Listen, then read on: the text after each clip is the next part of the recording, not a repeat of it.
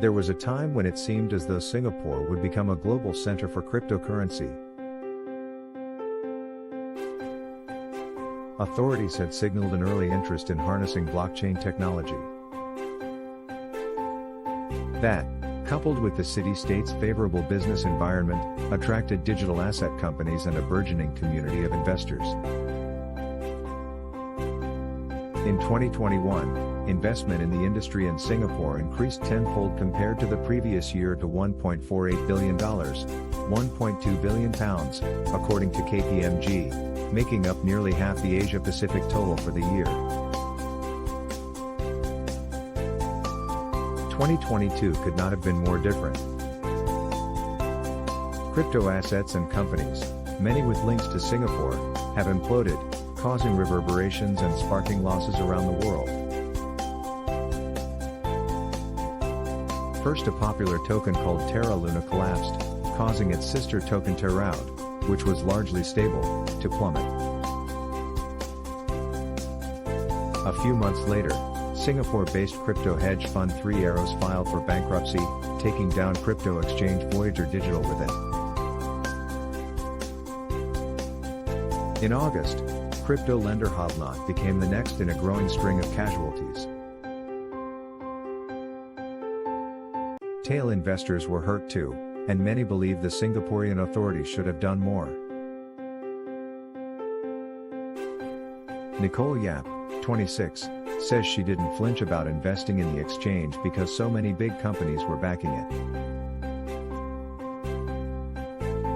She has lost roughly $150,000, £122,000, but feels the onus should not be on the user entirely.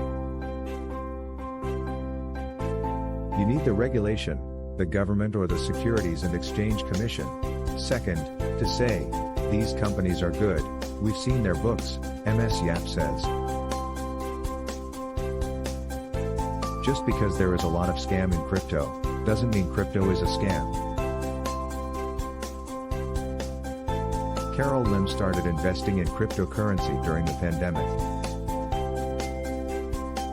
The 52-year-old was hoping to make enough money to retire in the next few years. I invested with Hodlnaut because the Monetary Authority of Singapore, MAS, endorsed it. In today's value, I lost about $55,000. I can only hope to get some of it back. Hodlnaut was one of a handful of firms that was granted in principle approval to provide digital payment services by Singapore's central bank. The license approval was rescinded when the lender was forced to stop withdrawals because of market conditions. The core of the problem is that there is some misunderstanding amongst regulators.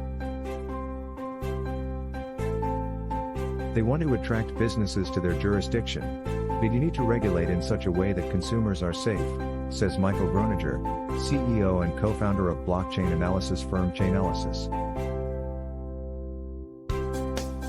Mr. Groninger says that because consumers are so global these days, regulators need to decide whether to implement laws on the company, for example, giving them a license to operate in the country. FTX did not have a license to operate in Singapore. However, MAS has said it is not possible to prevent local users from accessing overseas service providers. We will see fraud, fast money in the industry, that's no surprise. We see it in the internet, we see it in all sorts of traditional industries, Mr. Groninger says. Singapore had started introducing new measures even before the FTX saga, warning that the technology can be volatile and speculative. It banned crypto advertising earlier this year and is investigating a number of outlets present in the island nation. But users don't have a platform to find out about these things.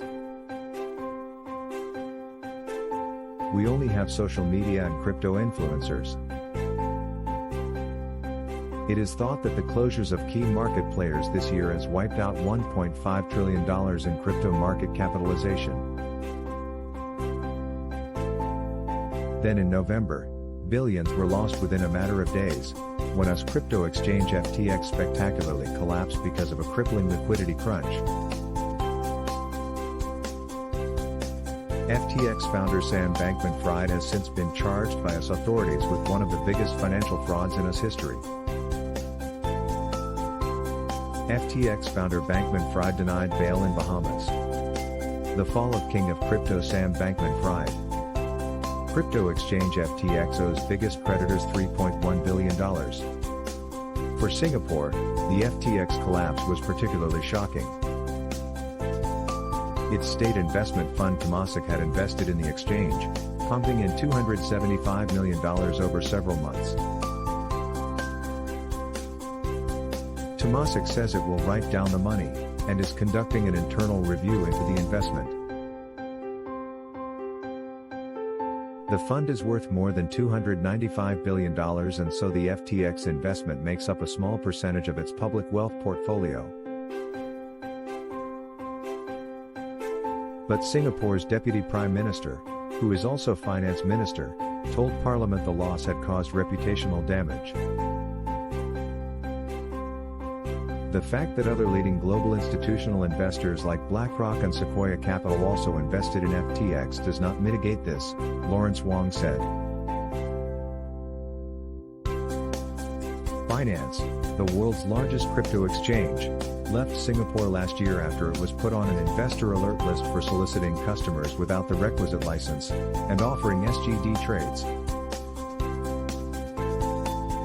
The crackdown has attracted criticism from industry players as a result, for instance from Brian Armstrong, co-founder and CEO of US-based crypto exchange platform Coinbase. Singapore wants to be a hub for Web3, a vision of the next iteration of the internet that uses blockchains and cryptocurrencies. And then simultaneously says, "Oh, we're not really going to allow retail trading or self-hosted wallets to be available," he said at the Singapore FinTech Festival in November. "Those two things are incompatible in my mind," he added.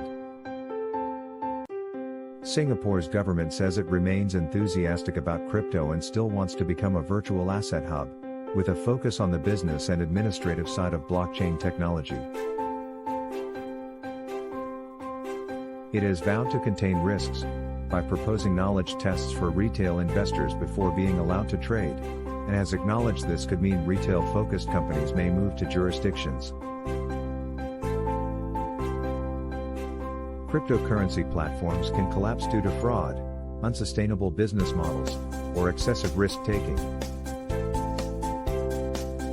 FTX is not the first cryptocurrency platform to collapse, nor will it be the last, Mr. Wong said. Those who trade in cryptocurrencies must be prepared to lose all their value. No amount of regulation can remove this risk.